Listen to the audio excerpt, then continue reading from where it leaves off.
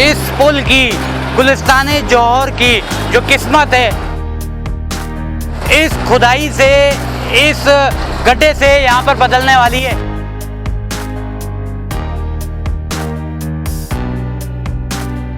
अस्सलाम वालेकुम नाज़रीन, मैं हूँ आपका मेज़बान मिर्ज़ा अली बेग और आप देख रहे हैं मेरा यूट्यूब चैनल। इस वक्त मैं गुलिस्तान-ए जौहर में मौजूद हूँ और गुलिस्तान-ए जौहर पर बनने वाला एक बहुत ही अहम प्रोजेक्ट जो कि अंडरपास और ब्रिज के हवाले से है। गुलिस्तान-ए जौहर का जो एक इलाका है, अगर हम बात करें इस इलाके की, तो कराची की बहुत बड़ी आबादी यहाँ पर आकर आबाद हुई है और इस इलाके की बहुत बड़ी ज़रूरत थी एक ब्रिज बनना, एक पुल बनना और यहाँ पर एक अंडरपास बनना। सबसे पहले मैं आपको इस इलाके के हवाले से बताते चलूँ, जो यहाँ पर ब्रिज तैयार हो रहा है, जो पुल तैयार हो रहा है, वो मुनव्वर चौरंगी से शुरू होगा और आकर ख़त्म होगा यहाँ पर जौहर चौरंगी को क्रॉस करते ही जो जौहर मोड़ की तरफ रोड जा रहा है। अगर हम इस अंडरपास की बात करें, जो जौहर चौरंगी के पास ये अंडरपास भी बन रहा है, वो समामा की तरफ से जो सीधा रोड आ रहा है राबिया सिटी की तरफ जा रहा है और बीच में जौहर चौरंगी का जो रोड आता है, वहाँ पर जो चार तरफ का ट्रैफिक आके मिलता है, जो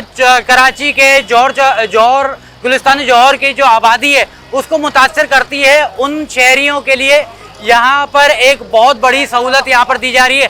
दिन रात यहाँ पर जो है काम किया जा रहा है, कॉन्ट्रैक्टर को दे दिए गए हैं। कराची के इस प्रोजेक्ट को कराची का एक बहुत बड़ा प्रोजेक्ट भी कहा जाए तो गलत नहीं होगा। जो रोड समामा की तरफ जाता है, जो है हबीब यूनिवर्सिटी की तरफ, राबिया सिटी की तरफ जाता है, इस तरफ की आबादी को अगर देखें तो लाखों की आबादी, यहाँ पर फ्लैट्स का एक जो है अंबार लगा हुआ है और इन तमाम तर बंगलों और फ्लैट्स की आबादी को ये तमाम तर सहूलियात देने का फैसला किया है। अब थोड़ा सा मैं आपको यहाँ पर जो है इस जगह की मालूमात बता दूँ।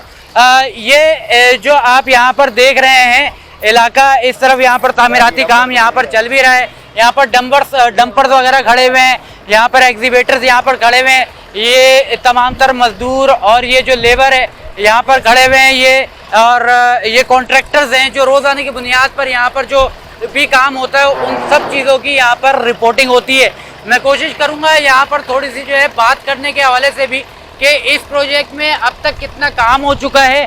आप यहाँ पर देखें तो यहाँ पर जो है अभी खुदाई का भी काम चल रहा है। थोड़ा सा मैं आगे की तरफ आपको यहाँ पर दिखा भी देता हूँ कि यहाँ पर अभी जो ब्रिज बनना है, यहाँ पर पिलर्स खड़े कर दिए गए हैं। जो पिलर्स यहाँ पर अभी खड़े किए गए हैं, ये सामने आप मशीनरी देख सकते हैं कि जो है ये मशीनरी यहाँ पर आपको दिख रही है। ये अभी आप यहाँ पर जो है ये सामने की तरफ आप ये काम जो देख सकते हैं, ये वो काम हो रहा है जो कि इस पुल की, गुलिस्तान-ए जौहर की जो किस्मत है, इस खुदाई से, इस गड्ढे से यहाँ पर बदलने वाली है।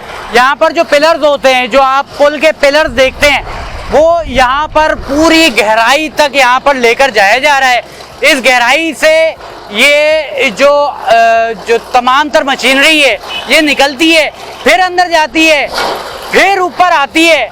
इस तरीके से यहाँ पर जो है देखा जा रहा है कि ये जो अब पिलर के लिए जो जगह है वो मजबूत है या नहीं है।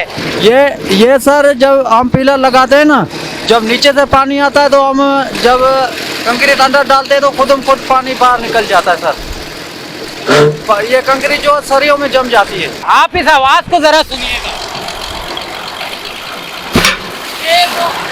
जमीन यहाँ पर हिलती हुई मुझे महसूस हो रही है और कराची की आवाम की जो किस्मत है वो इस वक्त मुकम्मल तौर पर हिलने वाली है और बदलने वाली है। ये फ्रेम्स हैं, कुछ यहाँ पर फ्रेम्स आप यहाँ पर देख सकते हैं।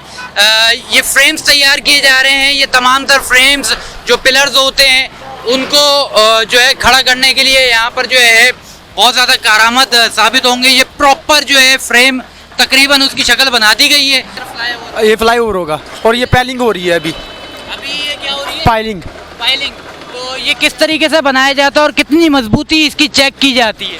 इसकी मजबूती बहुत ज़्यादा होती है, तकरीबन 100 साल तक चलेगा ये। मजदूरों के यहाँ पर जो है खैमे भी लग चुके हैं, दिन रात यहाँ पर काम किया जा रहा है। इस खैमे में रहकर यहाँ पर जो है गुजारा कर रहे हैं, क्योंकि इस प्रोजेक्ट को जो जल्द अज जल्द मुकम्मल करने के अहकामात भी जारी कर दिए गए हैं।